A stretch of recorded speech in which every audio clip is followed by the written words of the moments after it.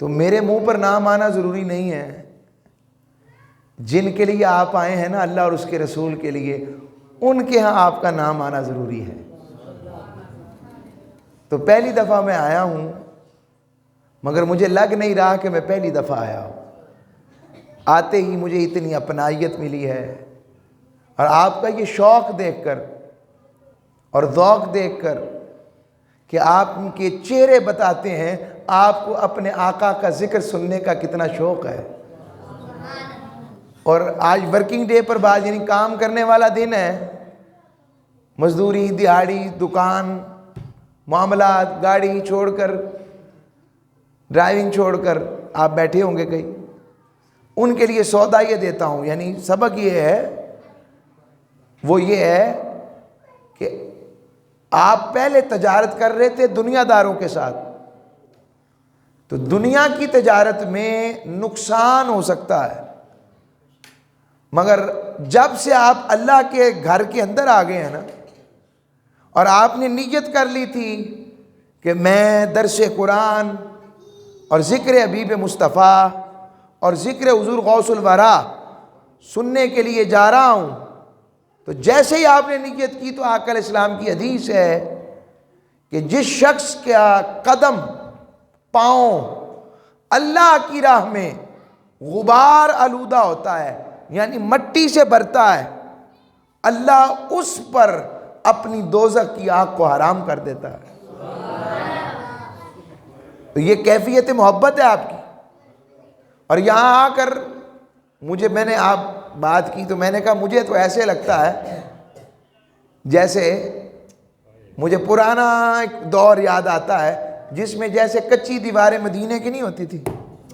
میں تو اس نسبت سے دیکھ رہا ہوں، آپ بڑے سادے لوگ ہیں، سرکار نے فرمایا، اس لیے فرمایا تھا، فرمایا میں اور میرا دین غریبوں میں آیا ہے اور غریبوں میں ہی لوٹ جائے گا۔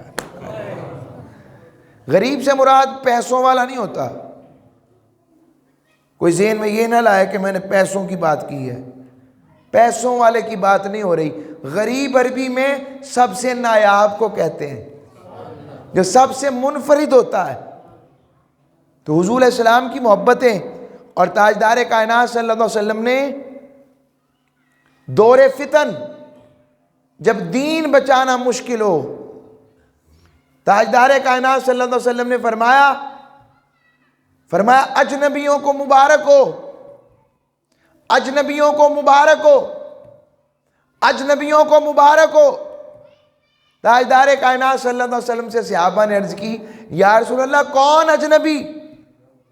فرمایا وہ اجنبی، اس دور کے اجنبی جب میرے دین پہ چلنا اتنا مشکل ہوگا کہ جیسے کوئی دہکتے ہوئے کوئلوں کو اپنے ہاتھ میں لیتا ہے اور پھر بھی وہ میرے دین پر چلنے کی کوشش کرتا ہے، جب میرا دین اجنبی ہو جائے گا اور اس دور میں بھی لوگ میرے دین کے ساتھ چلنے والے رہیں گے، آقا نے ان عاشقوں کو مبارکباد عطا فرمائی ہے۔ تو آپ خوش نصیب ہیں، اللہ نے آپ کو یہ برکات اور رحمت کی خیر عطا فرمائی۔ وقت کی مناسبت دیکھتے ہوئے میری باتیں مشکل تو نہیں لگ رہی، اردو سمجھ لگ رہی ہے نا؟ سچی سچی بتائیے گا، وہ نہ کہ غلام بھائی پوچھیں تو کہیں کہ وہ باتیں تو آواز تو پتہ نہیں ٹھیک تھی، سمجھ نہیں آئی کہہ کیا گئے ہیں۔ تو میں چاہتا ہوں کہ سادی سادی بات بھی ہو۔ اب میں نے مضمون رکھا ہے آپ کے لیے، کیونکہ یہ ربیع الثانی کا مہینہ ہے، شان اولیاء کیا ہوتی ہے اور اس میں نسبت کیا شے ہے، میں اس کو ایک مثال سے آپ کو بات سمجھاتا ہوں، پھر قرآن کی طرف آ جاؤں گا۔ آپ نے دیکھا ایک پتھر لیتے ہیں، آپ کے بلوچستان سے بہت شاندار قسم کا سنگ مرمر نکلتا ہے، پتہ ہے نا آپ کو اس کا، یہ معدنیات کی سرزمین ہے، بڑا شاندار قسم کا سنگ مرمر، گرینائٹ کا پتھر۔ تو سنگ مرمر کی آپ سل لے لیں، یعنی پتھر جس کو بڑا ہی پالش کر دیا گیا ہو، یعنی ایسے صاف ستھرا کٹر سے کاٹ کے دھو کر اس کو پالش کر دیا ہو، تو وہ سمجھے کہ 2000 میٹر کا لے لیں۔ ایک سلیب جو ہے کتنے روپے کی؟ ذرا میرے ساتھ سے چلنا ہے. اچھا 2000 اردو والا 2000 تو 2000 میں لے لیں. اب وہی سلیب آپ نے مسجد میں لگا دی اور اسی طرح کی 2000 کی سلیب آپ نے اپنے گھر میں لگا دی. بتانا چاہتا ہوں نسبت کیا ہے. اب فرق کیا پڑا؟ پتھر تو پتھر ہے. 2000 کا گھر میں بھی لگ گیا اور 2000 کا مسجد میں بھی لگ گیا. کیا جو پتھر مسجد میں لگا ہے اور جو پتھر گھر میں لگا ہے کوئی فرق ہے اس میں؟ بظاہر نہیں لگ رہا مگر ہے. وہ ہمارے گھر کا پتھر ہے، فانی، ختم ہو جانے والے کی نسبت کی وجہ سے. وہ ہمارے گھر کو تو اچھا خوبصورت کرتا ہے مگر اس پتھر کی کوئی اہمیت نہیں اس کے علاوہ. مگر جو پتھر اللہ کے گھر میں لگ جائے، اللہ کے گھر سے جس کو نسبت ہو جائے، وہ پتھر عام رہتا ہے. پھر وہ پتھر کی نسبت کی وجہ سے اس کا مقام بڑھ جاتا ہے. آگے چلتا ہوں. وہی پتھر اگر بیت المقدس میں لگ جائے تو مقام بدلا کہ نہ بدلا؟ اور وہی پتھر اگر بیت المقدس سے کعبۃ اللہ میں لگ جائے تو پھر کعبۃ اللہ میں بھی حتیم کے اندر لگ جائے تو یا کعبۃ اللہ کی 4 دیواری کے نیچے لگ جائے تو عمارت کے. اور اگر وہی پتھر تاجدار کائنات کی مسجد نبوی میں لگ جائے تو، اور مسجد نبوی سے بھی بڑھ کر وہ گجرا جو ہم سب کی قرار، سکون پا جانے والی جگہ، اطمینان پا جانے والی جگہ، جہاں پر جانا ہم سب کا خواب ہے، جہاں پر جانا ہر ایمان والے کی چاہت ہے. جا نہیں سکتا تو کچھ پر آقا کرم کرتے ہیں، خدا جاتے ہیں کہ میں آ گیا ہوں. تو وہ حجرہ اس حجرے کا پتھر بن جائے، اس کی نسبت بدلتی ہے کہ نہیں بدلتی؟ بس نسبت کی وجہ سے انسان کا مقام بدل جاتا ہے. پتھروں کو بھی نسبت اگر رب کے محبوبوں سے ہو جائے وہ بھی پتھر نہیں رہتے. اس کی مثال سمجھاؤں؟ قرآن میں آیا، اللہ رب العزت نے سورہ بقرہ شریف کے اندر ارشاد فرمایا ان الصفا والمروہ من شعائر اللہ. یہ آیت نمبر 158. بچے بیٹھے اسکول بھی پڑھتے ہیں. کون کون اسکول پڑھتا ہے؟ ہاں، آیت نمبر 158 سورہ البقرہ. کیا نمبر آیت کا؟ 158. کیا؟ 158. یہ حضور کے گلشن کے پھول ہیں. یہ بچے ہمارے، یہ ہماری گلشن کے پھول ہیں. تو آقا علیہ الصلوۃ والسلام کے کرم و رحمت سے قرآن اترا. رب نے کہا، اب اس بات کو سمجھے، رب نے فرمایا صفا اور مروہ اللہ کی نشانیوں میں سے نشانی. اب صفا مروہ پر کیا ہوا تھا؟ کسی کا مزار ہے وہاں پر؟ کسی کا مقبرہ ہے وہاں پر؟ صفا مروہ پر کیا کیا؟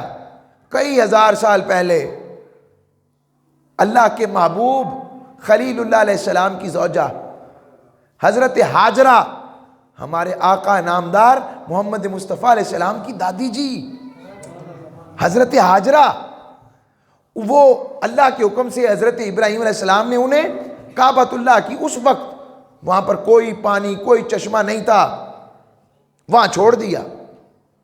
جب چھوڑا، اب کئی دن کا کھانا دیا تھا جتنا دے سکتے تھے، ختم ہو گیا کھانا پینا. بچہ پیاس سے تڑپنے لگ پڑا اور ماں کی مامتا سے مجبور ہو کر ایک پہاڑی سے دوسری پہاڑی کا چکر لگا رہی ہیں. اچھا یہ بتائیں آپ میں سے کس کس نے صفا مروہ دیکھا ہے؟ مالک کتنے سارے رہتے ہیں، پیسے بھی کوئی نہیں ہمارے پاس، تجھے پتا ہے، مگر تو بلا لے تو سب کچھ ہی ہو جائے گا. مالک یہ دیکھ تو صحیح، انہیں کیا شوق ہے؟ انہیں تیرے محبوب کی محبت کا شوق ہے، انہیں تیرے گھر دیکھنے کا شوق ہے، انہیں تیرے محبوب کے دروازے پر چوکھٹ پر آنے کا شوق ہے. مالک اگر انہیں شوق نہ ہوتا تو تیرے یہ والے گھر بھی نہ آتے. انہیں شوق ہے تو تیرے دروازے پر آئے ہیں، اور گھر والے کی مرضی کے بغیر کوئی گھر میں نہیں آ سکتا. جب وہ بلا لیتے ہیں نا تو سب کچھ ہی خود ہی کروا دیتے ہیں. تو عرض کر رہا ہوں، میں دعا بھی دے رہا ہوں، مسافر کی دعا قبول ہوتی ہے، یوں سمجھو. آپ کہیں گے قبول ہوتی ہے، میں کہتا ہوں قبول ہوتی ہے. میں مسافر ہوں اور آقا نے فرمایا ہے حدیث قدسی، حبیب میرے بارے میں بتا دیں، انا عند ظن عبدی بی، میں اپنے بندوں کے گمان کے مطابق ہوتا ہوں، جیسا وہ گمان کر لیں. واپس پلٹتا ہوں. اب وہاں پر 7 چکر لگائے.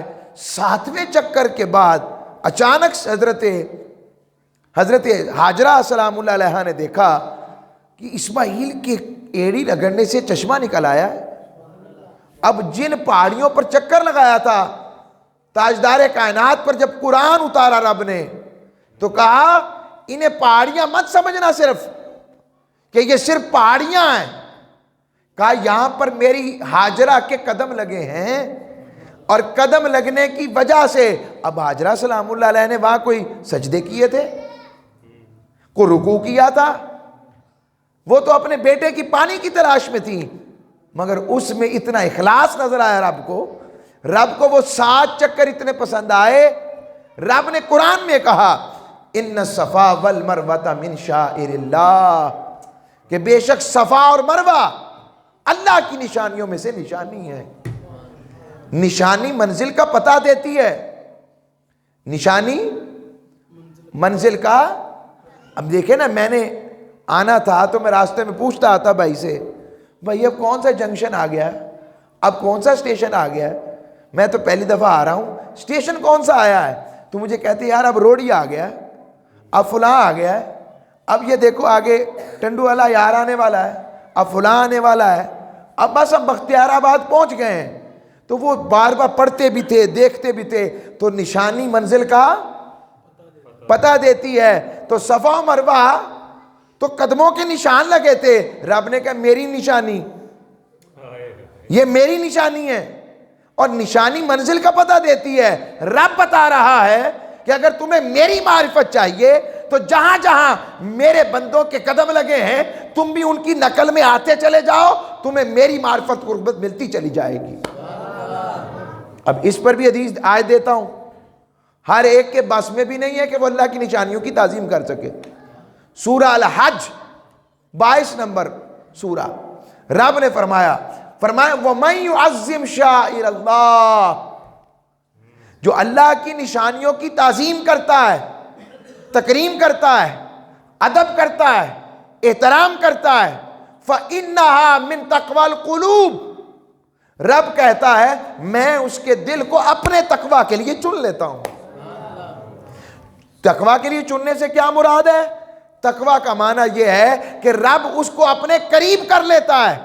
یعنی جو اللہ کی نشانیوں کی تعظیم کرے، جو صفا و مروہ کی تعظیم کرے، صفا و مروہ کی تکریم کرے، صفا و مروہ کے ساتھ ادب کا تعلق رکھتا ہے اور خیال کرتا ہے یہ حضرت ہاجرہ کے قدم لگنے والی جگہ ہے. تو رب نے کہا جو اللہ کی نشانیوں کی تعظیم کرتا ہے، رب کریم اس کو اپنی قربت، اپنی معیت عطا کر دیتا ہے. پتہ لگا جہاں رب کے محبوب قیام پذیر ہو جائیں وہیں پر رب کا تقوی اور خیر ملنا شروع ہو جاتا ہے. اب اسی صفا مروہ میں اسی مقام میں ایک اور پتھر بھی ہے. کیا؟ ایک اور پتھر بھی ہے، اس کو کہتے ہیں مقام ابراہیم. اچھا ایک سوال رہ گیا، حضرت ہاجرہ کا مزار تو نہیں وہاں پر؟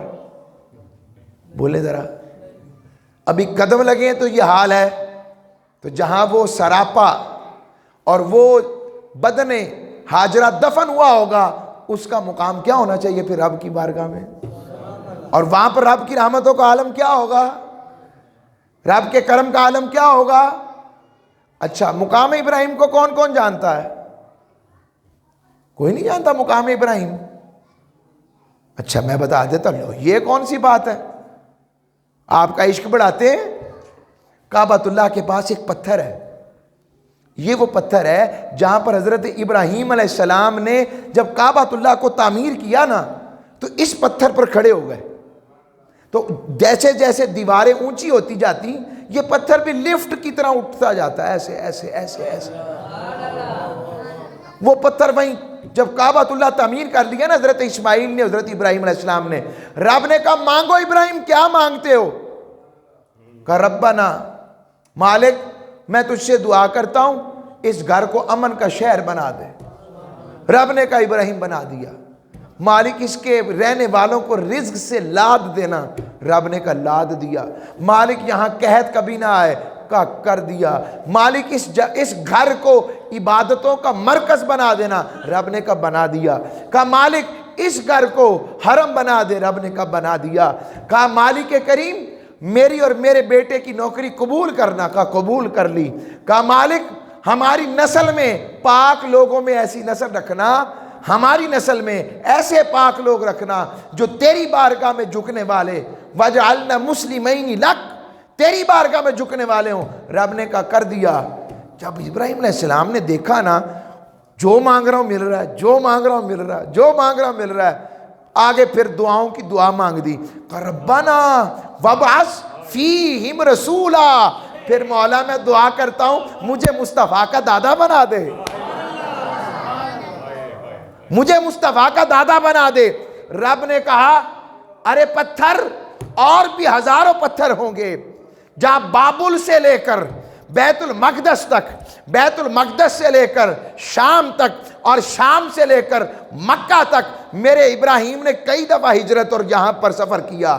بڑے پتھروں پر قدموں کے نشان لگے ہوں گے، مگر کبھی کسی قدم محبوب کے پتھر پر قدم جمائے نہیں۔ مگر اے پتھر میں تجھے کہتا ہوں یہاں پر میرے ابراہیم کے قدموں کے نشانوں کو ثبت کر لے، جذب کر لے، اور وہاں پر آج بھی حضرت ابراہیم کے قدموں کے نشان ہیں۔ اس جگہ کو مقام ابراہیم کہتے ہیں۔ کیا کہتے ہیں جی؟ رب نے کہا، کیوں؟ رب نے کہا یہ وہ جگہ ہے جہاں میرے ابراہیم نے مجھ سے میرے مصطفیٰ کو مانگا تھا۔ کافی ہی آیات بینہ، یہ روشن ترین نشانیوں میں سے نشانی ہے۔ اور کہا واتخذوا من مقام ابراہیم مصلی، لوگو مقام ابراہیم کو نماز کی جگہ بنا لو۔ رب نے حکم دے دیا، وجہ بھی بتاتا ہوں۔ حضرت فاروق اعظم رضی اللہ تعالیٰ عنہ جب اسلام لے آئے، آپ صحابہ کی محبت دیکھیں، صحابہ کی چاہت دیکھیں، یہ مقام ابراہیم ہے، یہ دیکھیں پتھر پہ قدم ہے۔ اب میں اگلی بات سنانے لگا ہوں، یہ پتھر پر قدم لگے تو رب اسے نشانی بنا دے، تو جہاں پر یہ جسم دفن ہوگا وہاں پر رب کی رحمتوں کا عالم کیا ہونا چاہیے؟ یہ مقام ہے۔ اب حضرت ابراہیم تو نبی ہے نا، تو حضرت ہاجرہ تو نبی نہیں ہیں، ولیہ ہیں، تو نبی کی کرم سے ولیہ کو بھی یہ خیر ملتی ہے، ولی کو بھی خیر ملتی ہے۔ اب واپس پلٹتا ہوں، وقت بھی دیکھنا ہے نا، ہم نے ساتھ ساتھ چلنا ہے، آگے بھی جانا ہے، پھر آگے بھی نوکری پیش کرنی ہے۔ تو عرض کر رہا ہوں تاجدار کائنات صلی اللہ علیہ وسلم کی بارگاہ میں حضرت فاروق اعظم آئے، آپ صحابہ کی محبت دیکھیں، مجھے لگتا ہے جیسے حضور کے سراپا کو صحابہ نے حفظ کر لیا تھا۔ میں اس کی مثال دوں آپ کو، آپ کی داڑھی میں سفید کتنے بال ہیں آپ بتا سکتے ہیں؟ چاچا جی آپ بتا سکتے ہیں؟ چاچا جان ہیں وہ میرے بھائی جان بتا سکتے ہیں کہ ان کی داڑھی میں کتنے سفید بال ہیں؟ وقار بھائی آپ گن کے بتا دیں، میں گن کے بتا ہی نہیں سکتا۔ صحابہ نے حضور کو اتنا حفظ کیا تھا، صحابہ جب بتاتے ہیں آقا علیہ السلام کی ریش مبارک داڑھی میں صرف 14 بال سفید تھے۔ کتنے غور! اب قرآن میں تو نہیں کہا میرے نبی کی داڑھی کے سفید بال گلنا، قرآن نے تو نہیں کہا تھا، قرآن میں تو آیا ہی نہیں کہ میرے نبی کے لعاب اور تھوک کو بھی جسم پر لگانا۔ صحابہ نے کیا، اور صحابہ نے لکھا 14 سے 18 بال سفید تھے حضور کی ساری داڑھی میں، وہ بھی تیل لگاتے تو چھپ جاتے تھے۔ یہ بھی یاد رکھا۔ یہ ہے محبت، یہ ہے چاہت، یہ ہے پیار، اور یہ ہے عقیدہ کہ انہیں مانا، انہیں جانا، نہ رکھا غیر سے کچھ کام، للہ الحمد میں دنیا سے مسلمان گیا۔ اور اسی لیے کہتے ہیں ہم، حضرت فاروق اعظم آئے، کہنے لگے یا رسول اللہ، میں اصل میں یہ نقطے پہ لانا چاہتا تھا، کہنے لگے یا رسول اللہ صلی اللہ علیہ وسلم، آپ کے پیر آپ کے دادا سے بڑے ملتے ہیں.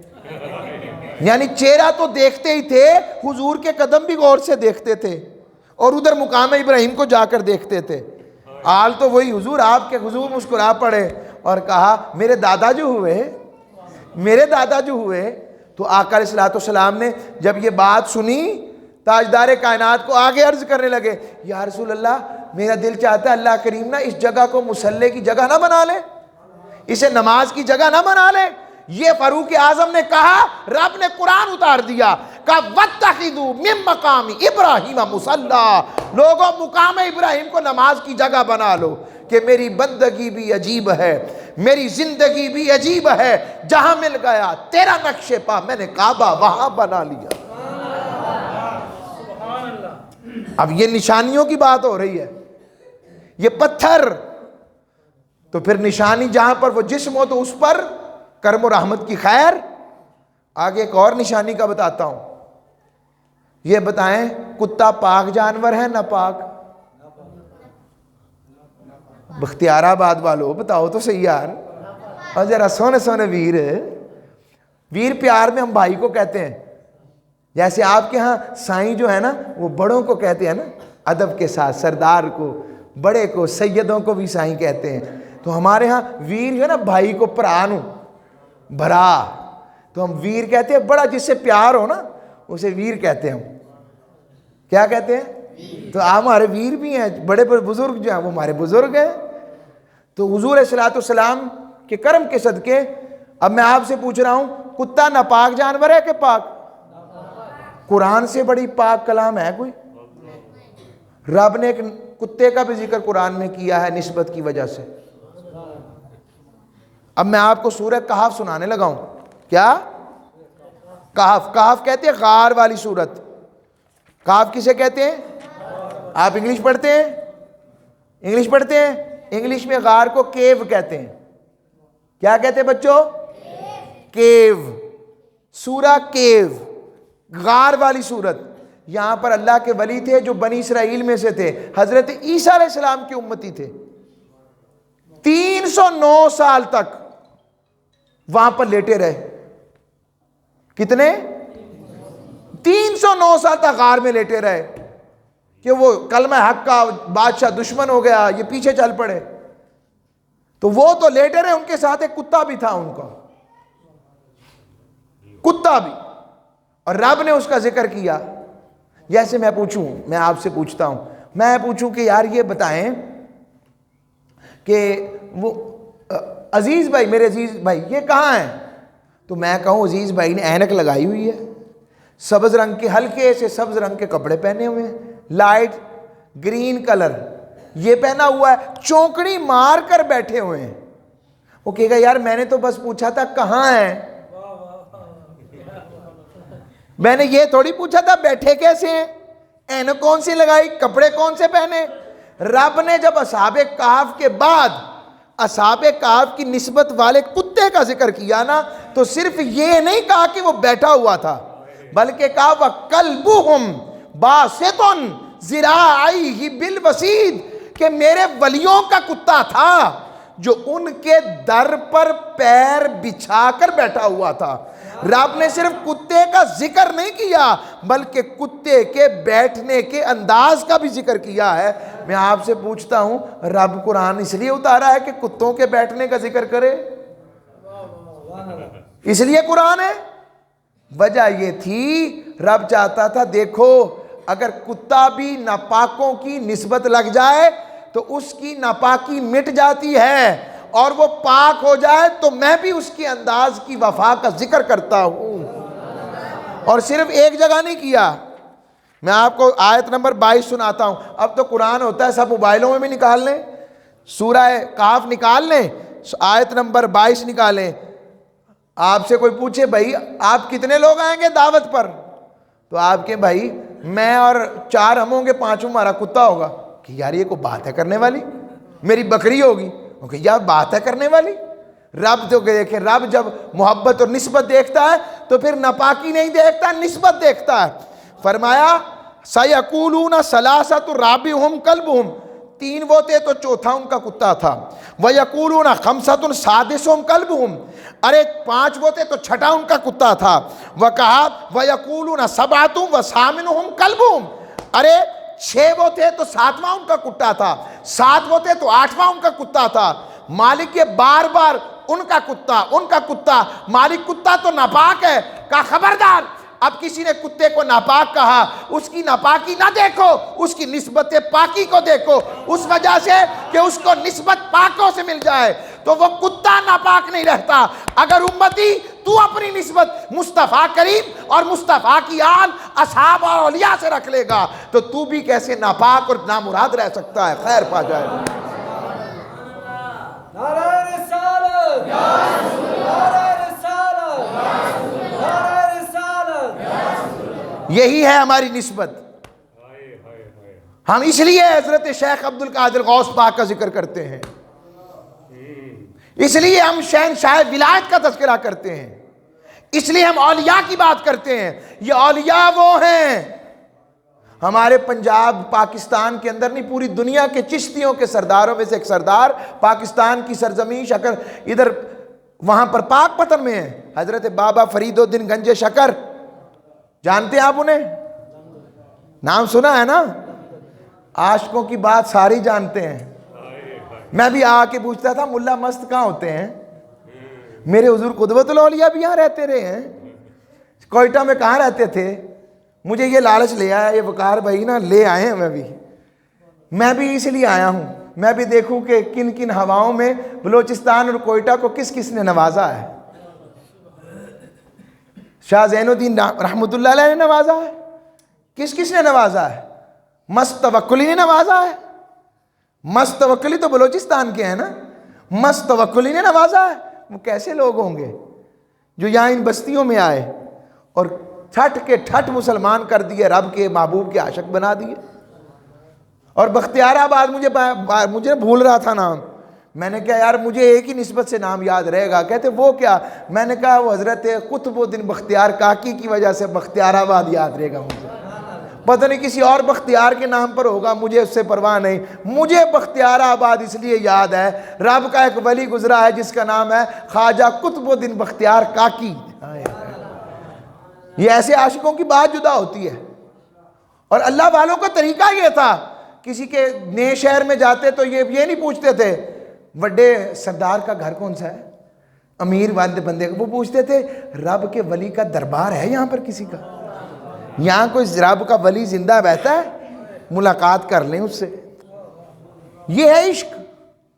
اب واپس پلٹتا ہوں حضرت، یہ ولی کیا ہوتے ہیں؟ ولیوں کو شان تب ملتی ہے جب وہ شریعت محمدی کی پابندی کرتے ہیں، طریقت محمدی پر چلتے ہیں۔ یاد رکھیے گا حضور غوث پاک سے پوچھا تصوف کیا ہے؟ پیران پیر دستگیر کا ایسے ہی نام نہیں ہے، اور کرامت سے بڑھ کر ان کے پاس پہلے علم تھا، صالحیت تھی، تقویٰ تھا، طہارت تھی، اور شریعت پر پوری پابندی تھی۔ پھر جب تقویٰ اور طہارت بڑھتا ہے رب اپنا کرم بھی بڑھا دیتا ہے، چلو، اور اس کی اصل قرآن گواہ ہے۔ حضرت بابا فرید الدین گنج شکر کے پاس ایک شخص آ گیا، کہنے لگا بابا جی آپ کو رب کا بڑا پتہ ہے؟ کہا بیٹا میں نے دعویٰ تو کبھی نہیں کیا، تم اپنی بات کرو۔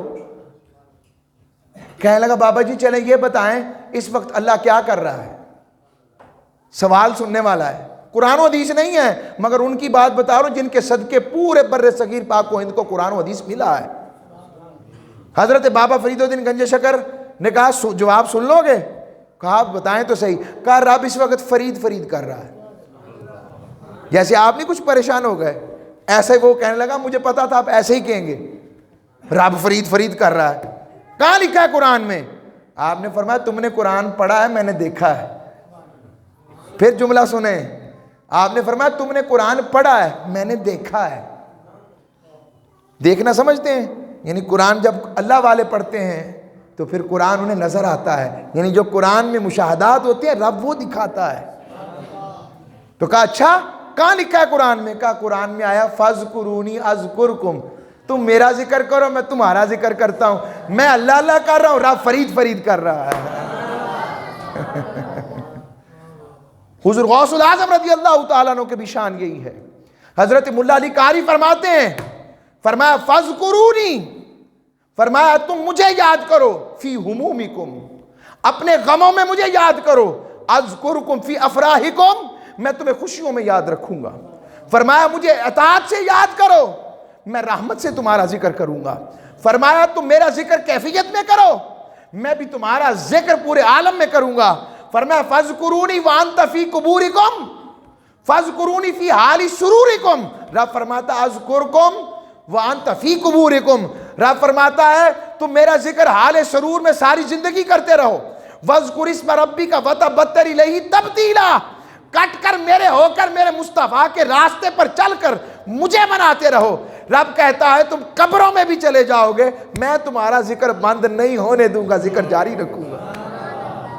اور آپ نے کبھی غور کیا ہے شیخ عبد القادر جیلانی ایران سے اٹھے، جیلان سے اٹھے، گیلان سے گئے، بغداد پہنچ گئے، بغداد کتنے سو سال پہلے چلے گئے، مگر عربی والوں سے پوچھو وہ بھی شیخ عبد القادر جیلی، فارسی والوں سے پوچھو وہ بھی شیخ عبد القادر جیلی، پنجاب والوں سے پوچھو وہ بھی شیخ عبد القادر جیلی، سندھ والوں سے پوچھو شیخ عبد القادر جیلی، سرائکی والوں سے پوچھو شیخ عبد القادر جیلی، بلوچستان والوں سے پوچھو شیخ عبد القادر۔ ان سب کو بتا کس نے دیا؟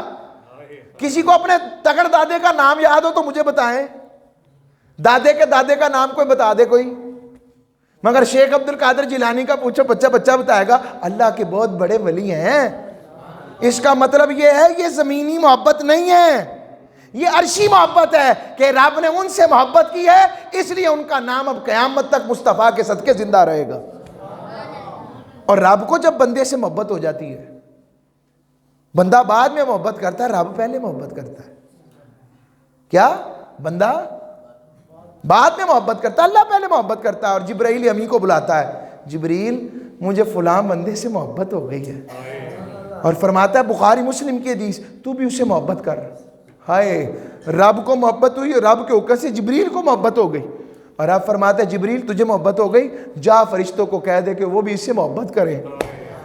فرش عرشیوں کے اوپر جبرائیل سارے فرشتوں کی مجلس CWC بلا کر کہتے ہیں اور رب کو فلاں سے محبت ہوئی، ان کے حکم سے مجھے محبت ہوئی، میں حکم دیتا ہوں تم بھی اس سے محبت کرو۔ اور حدیث کے لفظ ہے زمین پر اتر جاؤ، جس میں ایمان کی کیفیت دیکھتے چلے جاؤ، اسے میری محبت عطا کرتے چلے جاؤ۔ یہ شیخ عبد القادر جیلانی کی محبت اللہ کی محبت کی وجہ سے ہے کہ اللہ نے محبت ڈالی ہے۔ اور پھر ان کا ذکر کرنا علمی طور پر کتنی بڑی شخصیت ہے۔ کتنوں کو پتا ہے کہ کتنا علم تھا حضور غوث پاک کے پاس؟ ہمارے وہاں نا 11ویں ہوتی ہے، بس ختم پڑھ لی 11ویں ہو گئی، ایسی ہے نا 11ویں، مگر 11ویں حضور غوث پاک کی ایسے نہیں ہوتی تھی۔ آپ نے 90 سال عمر پائی ہے، رب نے 90 ہی قریب آیتیں ولی اور ولایت سے متعلقہ قرآن میں اتاری ہیں۔ یہ شان شیخ عبد القادر جیلانی ہے۔ آپ کی شان یہ ہے کہ آپ اتنے بڑے عالم تھے، حدیث کے، فقہ کے، قرآن کے، تفسیر کے، نحو کے، شاعری کے، اتنے بڑے عالم، یعنی نحو کا مطلب شاعری سے مراد جو کسی لفظ کو سمجھانے کے لیے عرب میں شعر پڑھا جاتا ہے گرامر کی روح سے، ہر حدیث میں، ہر مقام پر، آیات تفسیرات میں، کہ آپ 13 علوم یعنی 13 کلاس سے خود پڑھاتے تھے۔ ہر سال ان کی یونیورسٹی سے 1500 سے 2000 بچے فاضل ہو کر نکلتے تھے۔ اور 11ویں یہ تھی ہر مہینے کی 11 تاریخ کو ان کی خانقاہ قادریہ پر جو مدرسہ ان کے پیر محترم اور شیخ حضرت ابو سعید مخزومی رحمۃ اللہ علیہ سے ملا تھا، اس مدرسے کو پھر وسعت دی تھی، 50,000 سے 70,000 کا مجمع بیٹھتا تھا، اور ہر کوئی دوات و قلم لے کر بیٹھتا تھا، اور وہاں پر جب اللہ اور اس کے رسول کا درس ہوتا تو پھر ایسا بھی ہوتا کہ کئیوں کے جنازے اٹھ جاتے تھے۔ اب کئی ذہنوں میں آ سکتا ہے حضور کے دور میں بھی ایسا ہوتا تھا، تو اس کا مطلب کہ حضور کو نعوذ باللہ شیخ عبد القادر جیلانی کو بڑھا تو نہیں دیا انہوں نے؟ حضور کے دور میں بھی ایسا ہوتا تھا، حضور کے دور میں بھی حضور نے خطاب کیا اور صحابہ کی جان نکل گئی۔ صحابہ کے بارے میں حضور نے خطاب کیا، فرمایا یا ایھا الذین آمنوا قوا انفسکم واہلیکم نارا۔ حضور نے خطاب فرمایا کہ اے ایمان والو، اپنے اور اپنے گھر والوں کو دوزخ کی آگ سے بچا لو۔ ایک صحابی، جوان صحابی بیٹھا تھا، سن کر تڑپا اور گر پڑا۔ حضور فوراً اس کے پاس گئے، اس کا سر اپنے رانوں پہ رکھ لیا اور اس کے سینے پر حضور نے اپنا ہاتھ رکھا اور کہا قولوا لا الہ الا اللہ، بیٹا لا الہ الا اللہ پڑھ۔ اس نے آنکھیں کھول کر تھوڑی دیر بعد حضور کے چہرے کو دیکھا، عرض کی سرکار میرے ماں باپ آپ پر قربان، وہ پتھر کیسا ہوگا دوزخ کا جس سے ہمیں جو جہنم کا ایندھن ہوگا؟ سرکار نے فرمایا چپ نہیں کر جاتا، دیکھ لیا ہے نا؟ وہ مصر رہے۔ حضور نے سمجھ گئے کہ اس کی جان کنی کا عالم ہے۔ فرمایا وہ پتھر ایسا ہے اگر دنیا کے سخت ترین پہاڑوں پر، چاگی کے پہاڑوں پہ بھی رکھ دو تو اس کے وزن سے سارے پہاڑ ریزہ ریزہ ہو جائیں گے۔ یہ کہتے ہی اس کی جان آفری کے سپرد ہو گئی۔ یہ حضور غوث پاک کا خطاب کی وہ فیض حضور کا ملا تھا انہیں، جنازے نکل جاتے۔ اور کرامت، ہمارے ہاں کرامت سننے کا شوق ہے، کرامت چھوٹی چیز ہوتی ہے۔ حضرت غوث پاک کہتے تصوف کیا ہے؟ ہمارے کہتے جبہ پالو، وڈی ساری دستار باندھ لیں، یہ کرام نا، ولایت اس کا نام نہیں۔ وہ کہتے تصوف کی تا میں توبہ، تصوف کی سواد میں صفا۔ جسے لوگوں سے پیار کرنا نہیں آتا وہ اللہ سے پیار کب کر سکے گا؟ جسے لوگوں پر رحم کرنا نہیں آتا وہ اللہ سے کیا رحم کی، اللہ کا رحم اس پہ کیا ہوگا؟ جو لوگوں پر ظلم کرنے سے باز نہیں آتا، رب اس کے اوپر کیا کرم کرے؟ اقبال کہتے ہیں خدا کے بندے تو ہیں ہزاروں، بنوں میں پھرتے ہیں مارے مارے، میں اس کا بندہ بنوں گا جس کو خدا کے بندوں سے پیار ہوگا۔ جس کو خدا کے بندوں سے پیار نہیں، رب کو بھی اس سے پیار نہیں ہے۔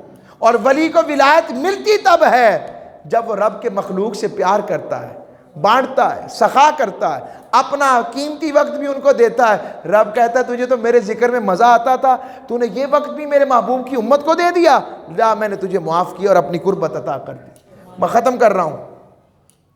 حضور غوث پاک نے فرمایا تصوف کی سواد میں صفا ہے، بددیانتی ختم کرو، بخل ختم کرو، بغض ختم کرو، قتل و غارت و ظلم ختم کرو، زیادتی کسی پر نہ کرو، جھوٹ نہ بولو، غیبت نہ کرو، کسی کی زمین پہ قبضہ، معاملات غلط نہ کرو، رشتہ داری جو اللہ نے حلال قرار دی رشتوں کو مت توڑو۔ یہ صفائے قلب ہے۔ سارا صدق اختیار کرو، نیکی اختیار کرو، دیانت اختیار کرو، متانت اختیار کرو، سچ بولو، حق بات کرو، حق کے ساتھ ڈٹے رہو۔ یہ ہے تصوف کا سواد کا۔ پھر جب وہ توبہ اور سواد مل جاتا ہے پھر وہ ولی ہو جاتا ہے، پھر اسے ولایت مل جاتی ہے، اور جب اسے ولایت کا مزہ آتا ہے پھر اس کو رب اور اس کے رسول کی محبت اور ذات میں فنائیت مل جاتی ہے، اور جو ان میں فنا ہو جاتا ہے رب اسے باقی کر دیتا ہے۔ 90 سالوں ذکر کیا تھا نا شیخ عبد القادر جیلانی میرا، اب قیامت تک تیرے ذکر کرواؤں گا۔ آخری بات، شیخ عبد القادر جیلانی کا علمی مقام یہ محدث علامہ ابن جوزی کا مشہور واقعہ آتا ہے۔ آپ اپنے بڑے وقت کے ولی اور بہت بڑے محدث تھے، لوگ نا ان کے پاس ایک دن گئے کہ آؤ بغداد میں ایک شخص آیا ہے، 70 ہزار کا مجمع خطاب سنتا ہے، کہا جاؤ جاؤ مجھے بڑے کام کرنے ہوتے ہیں، میں نے بڑے علم والے دیکھے، میں کام کر رہا ہوں علمی طور پر۔ تو کسی طرح کھینچ کے ایک بندہ لے ہی گیا انہیں۔ حضور غوث پاک خطاب کر رہے تھے، ایک آیت کی تفسیر بتا رہے تھے، کہنے لگا یار مجھے جانتا ہوں میں اس تفسیر کو، دوسری کی کا یہ بھی جانتا ہوں، تیسری کی کا یہ بھی جانتا ہوں، 11 تفسیریں کر لی نا جب، حضور غوث پاک نے 12ویں تفسیر شروع کی، کہا یہ نہیں جانتا، 13ویں کا یہ بھی نہیں جانتا، 14ویں کی کا یہ بھی نہیں جانتا، 15ویں کی کا یہ بھی نہیں جانتا، 40 تفسیریں کر لیں، 40 میں سے 11 نکالیں تو کتنی رہ گئیں؟ 29 رہ گئیں، 29 رہ گئی نا۔ 29 تفسیریں نہیں آتی تھی، 11 آتی تھی، اور اچانک حضرت شیخ عبد القادر جیلانی، جنہیں علامہ ابن تیمیہ بھی قطب العارفین کہتے ہیں، جن کی کرامتوں کا ذکر وہ اپنے فتاوی میں لکھتے ہیں، وہ فرماتے ہیں، فرمانے لگے حضور غوث پاک نے فرمایا، اچانک حضور غوث پاک نے کہا الان نرجع من القال الى الحال، لوگوں اب میں قال کی تفسیر چھوڑ کر باطن اور حال کی تفسیر کی طرف جاتا ہوں. ابھی تو نقطے باطن کے شروع کرنے لگا ہوں. جب یہ بات کہی تو ابن جوزی نے اپنے کپڑے پھاڑ لیے اور کہا کون سا علم ابن جوزی لیے پھرتا ہے, تو ابھی صرف دوا فروش ہے. ڈاکٹر تو سامنے فارماسوٹیکل والے سامنے بیٹھے ہیں. شیخ عبد القادر جیلانی کی بات. اب ان کی تعلیمات یہ ہیں, فرمایا جو بے نمازی ہو اسے مسلمانوں کے قبرستان میں دفن نہ کرو. کوشش کریں کہ اگر یہ شیخ عبد القادر جیلانی کے ماننے والے ہیں, حضور غوث پاک کے ماننے والے ہیں, دستگیر کے ماننے والے ہیں, جن کو اللہ نے یہ رتبہ عطا فرمایا, تو پھر ان کے نتیجے والے بنے. تحریک منہاج القرآن اسی درد کی دعوت کو عام کر رہی ہے, اس خیر کو بانٹتی ہے. اور ہمارا جو منہاج القرآن کا رفیق ہے, اللہ نے اس کو خیر سے نوازا ہے. حضور غوث پاک کی اسے وہاں پر بھی دستگیری اور شفقت حاصل ہوگی. اللہ آپ سب کو عمل والا رکھے, خیر والا رکھے اور سلامت رہیں. آپ نے مجھ جیسے کی مشکل باتیں بھی سنی اور برداشت کی ہیں. اللہ آپ کو آباد رکھے. وما علیہ الا البلاغ المبین.